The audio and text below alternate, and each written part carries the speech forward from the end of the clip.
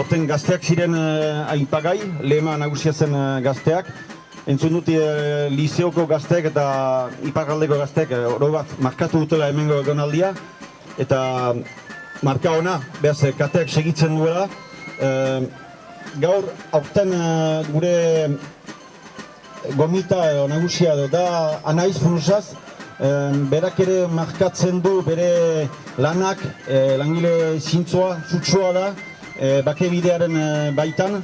Eta horrek ere beste urtaro bat markatzen du, beste urtaro politiko batean sartuak gira Eskoalegian. Eta berak azalduko dizue. Bakebideako kide guztien izenean gure eskerrik beroenak gaur ekitaldi honetara gonbidaturik eta gaur zuekin partekatzea momentu hori garen momentu honetan. Bakebidea goraipatu baino, nik goraipatu nahi dut aietez geroztik Ipar Euskal Herrian bide berri hortan arriskatu giren guziak.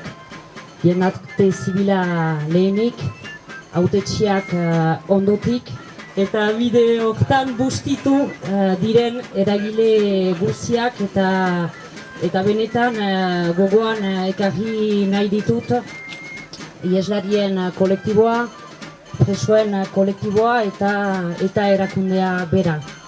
Uste dut, Ipar Euskal Herrian ukoa ez dugula sekulan onartu, ukoa oztopo bat bezala ulertu dugula, eta uko horren aintzinean erreaktibazioa eta antolakuntza zela gakoa. Eta nonbait gure esku izan zitekeela bake prozesu horren garapena, eta bake prozesu horrek behar zuela arriskatze politikoa, arriskatze humanoa, pertsonala, eta ekarri gaituena armagabetzea egitera. Hortan txegitu behar dugu, dudarik ez da, armagabetzea ez da bakea, erran ginoen apirilaren 8an, segitu behar dugu aintzina, aktualitateak gure erantzunkizunen aintzinean jartzen gaitu.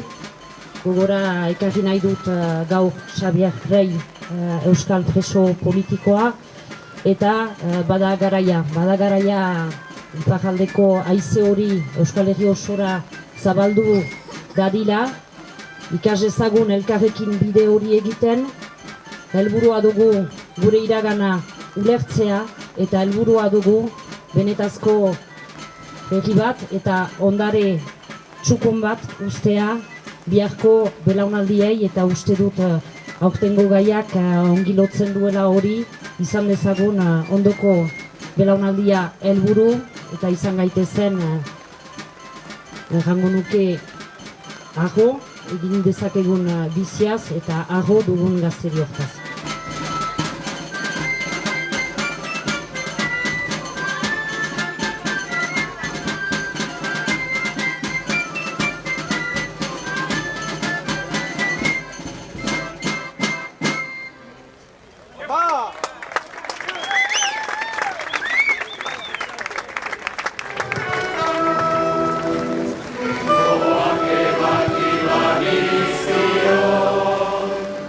Moltes gràcies a tothom per convidar-nos a passar aquests dies en aquestes jornades d'Iparraegoa 2018. Per nosaltres és un plaer venir des de Catalunya a compartir aquesta festa de cultura, llengua i tradició. Nosaltres a Catalunya, als Països Catalans, el que fem és una cosa relativament semblant, o podria ser relativament similar, que se li diem Correllengua, en el que baixem la flama del Canigó, a l'estat francès, fins al sud dels Països Catalans per una mica treballar y reivindicar la unidad de la nuestra lengua. Que siga para muchos años el Iparraegoa y que la llama y el fuego de la nación no se apague nunca. Eskerrik asko.